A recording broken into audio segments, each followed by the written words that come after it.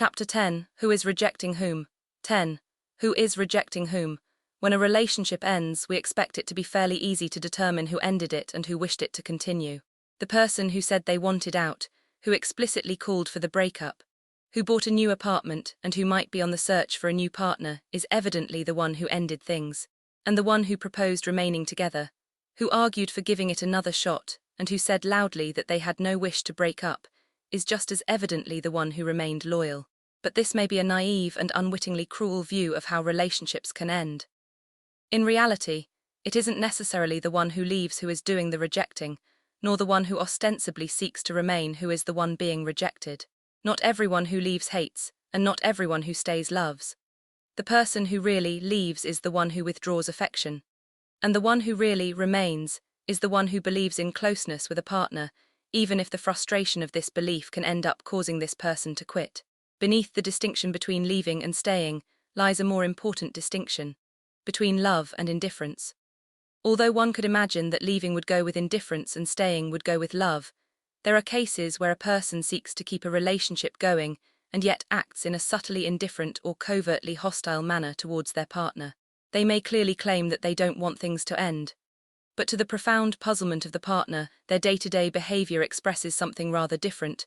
Their manner may be distant, their caresses few, their physical attentions negligible.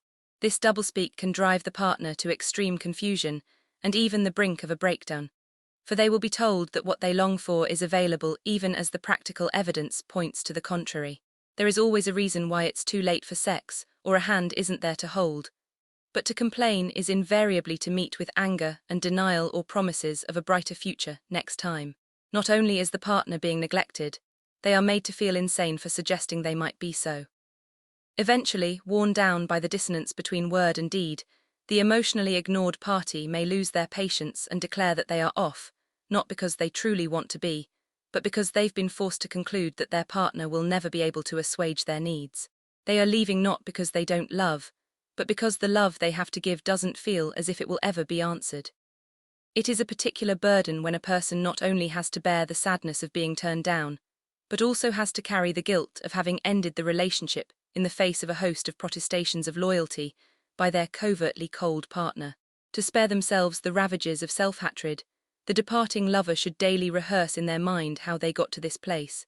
As they head for the door, their truth is not, "I am leaving you because I hate you," but "I am leaving you because I love you so much and have tried so hard, too hard, to elicit a matching love that never felt available."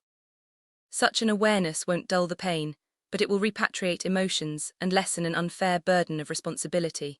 One is leaving, perhaps, but one simultaneously deserves all the sympathy and compassion due to someone who has, at heart, been gruesomely and surreptitiously rejected.